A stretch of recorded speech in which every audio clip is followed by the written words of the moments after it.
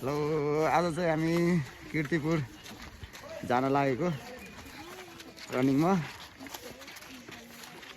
अनि हाम्रो चाहिँ धौलागिरीमा फेरि पार्क नि बन्दैछ नयाँ।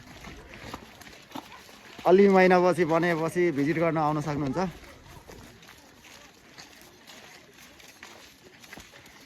हाम्रो लिडर सीमा तामाङ हाँस्छ त बुसु बुसु हाँस्छन्। एउटा चाहिँ टाउको तल तल गरेर बसिरहेछन्। खोइ अनुहार देखेँ त तिम्रो।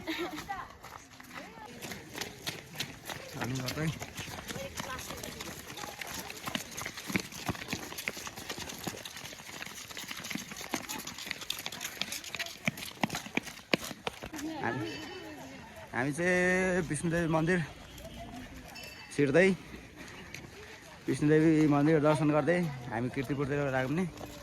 होइन हिरोनी जस्तो देख्छ त भान्जी त। एउटा चाहिँ पुरै मेकअप गरिरहेछन् गाजर साजर लगाएर। अर्को चाहिँ डिडिटा हुडी लगाएको छ फेरि है।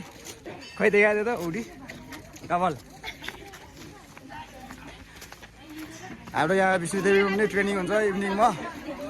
यो भिडियो हेरेर यहाँ नजिक हुनेहरू कन्ट्याक्ट गर्न सक्नुहुन्छ।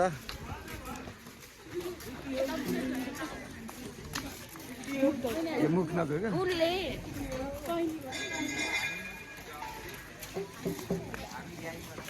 ए यो हिरोहरू छ त। के ट्रेनिङ छ तिमीहरूको आज पनि छैन? ट्रेनिङ हो आज नि तिमीहरू के गेममा? ए यहाँ ट्रेनिङ गर्न इच्छुकहरू आउनु सक्नुहुन्छ हाम्रो विष्णुदेवी मन्दिर। तपाईँ हामी चाहिँ लाग्यौँ कीर्तिपुरतर्फ। अहिले चाहिँ हामी विष्णुदेवी खोला छेउमा छौँ। यता हेर्न सक्नुहुन्छ अति नै सफा छ। यता लुगा धुन मिल्छ, साबुन पनि त्यही छ, एकदम सफा छ। यता हेर्न सक्नुहुन्छ हाम्रो भ्यू। वा यस्तो विष्णुदेवीका खेलाडीहरू कुदिरहनु भएको अवस्था दुईजना। हाम्रो यता अझ विष्णुदेवीको त पछाडि पनि रहेछन्। हेलो र यो बहिनीले गरेर अब भिड कट हान्दै सक्नुहुन्छ होइन। यता हाम्रो गुरु यत्रो बाक्लो बाक्लो लुगा लगायो अनि हाम्रो चाहिँ एउटा ट्र्याकमा त लगाएर आइज भनेको थियो। यस्तो जाडो छ, सिगान झरेर गुरु चाहिँ यता मस्तले यत्रो यत्रो बाक्लो बाक्लो ज्याकेट लाउनु भएको। उकालोमा कुदिरहेको हजुरहरू पनि आउनु होला। बिहान बिहान धेरै सुत्नु हुँदैन। गुरु यत्रो बाक्लो ज्याकेटमा होला कस्तो लागिरहेको। अनि हामीलाई चाहिँ यत्रो पातलो ट्र्याक लगाएर आइज भनेर थर्काउनु भएको थियो। यस्तो हुनुहुन्छ हाम्रो गुरु। ओइ किन ग्याप हेर तिमीहरू भिडियोमा आयो। अब एकदम मेहनती खेलाडीहरू ठगिरहन्। हामी चाहिँ गयौँ अब कुद्न भाइ। राम्रो कर्म गरेर कहाँ आइपुग्यो? ल ठिक छ।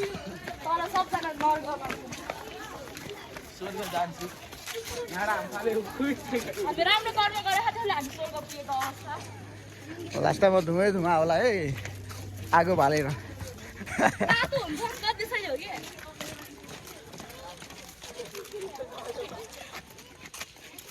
अलिक ठाउँ चेन्ज गरिदिनु झ्याउ लाग्यो तिमीलाई? किन? त्यही भएर त तिमीलाई देखाएको। झ्याउ लागेर तिमीलाई देखाएको। म आफै इन्टरटेन भएको छैन कि अरूलाई इन्टरटेन गर्न सक्दिनँ। हो ल यस्तो होइन नि त। लड्छ है सिधा लाइनमा न। हामी चाहिँ फाइनली कीर्तिपुर आइपुग्यौँ।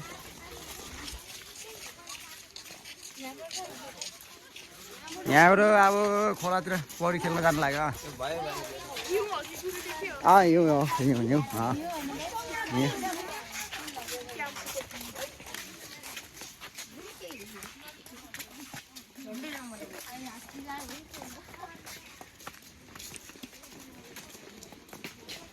हाम्रो कीर्तिपुरको झलङ्गे पुल चढ्दै नानी बाबुहरू डराइरहेछन् कति।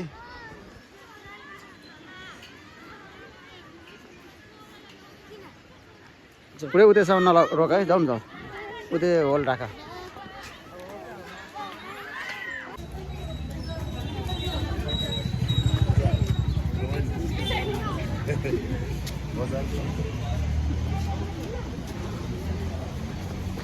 हामी कीर्तिपुरको नयाँ बजारको गुम्बा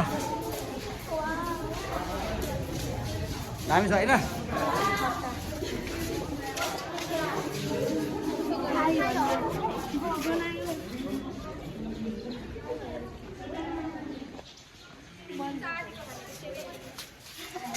ल ल ल तल जाउँ बिस्तारै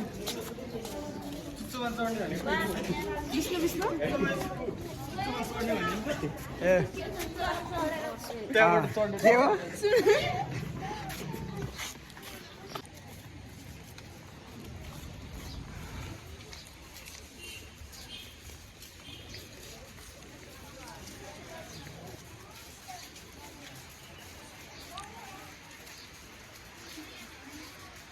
थाहै छ होइन लेखेको छन् अनि कहाँ पो थियो यता त्यो बुद्धहरूको शिक्षा पढ्नु होला पढ्नु आउँछ होला के हो यो चाहिँ मैले पढाएन न पढ्नु होला यसरी दिदीहरू बस्यो भने अन्त यता हेरौँ के छ के छ यता चल हेरौँ मैले चक्लेट रहेछ चक्लेटी कस्तो मधुरो आएको रुख चक्लेट यस्तो राम्रो राम्रै छ हाम्रो त्यहाँ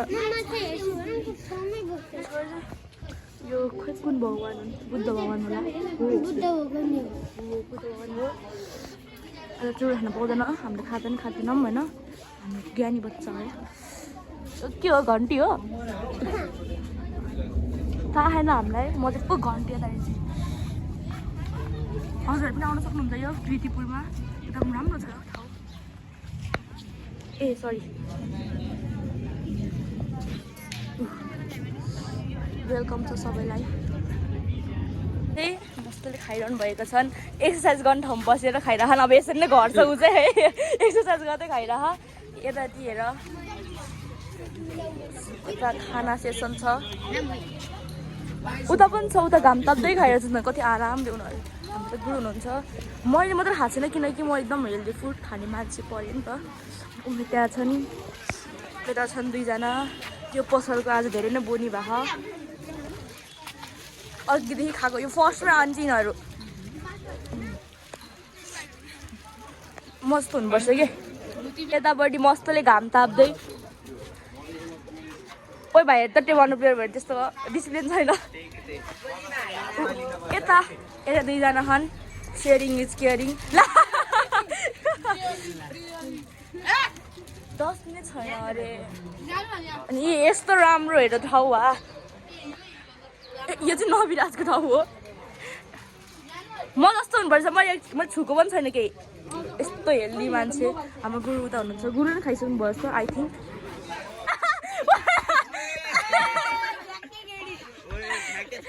यसले चाहिँ 10 रुपियाँको त मिस्ट्री बक्समा पाएको थियो यसले अनि यसको कानमा पाल भएको नति त्यही हो यसले पाएको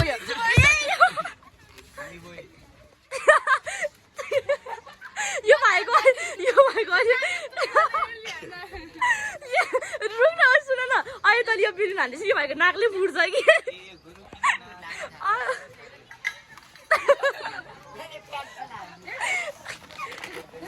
अब अघि कति भइसक्यो आधी घन्टा भइसक्यो हामी यता बसेको बसै मैले अहिलेसम्म केही खाएन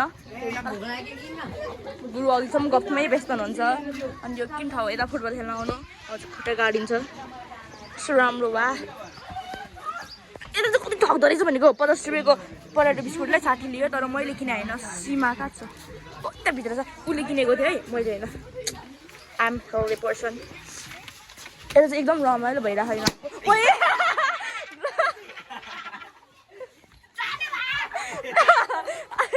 यस्तो छ दुईटा भाइ चाहिँ रमिता हेर्नु ओके फेरि एकछिन भेटौँला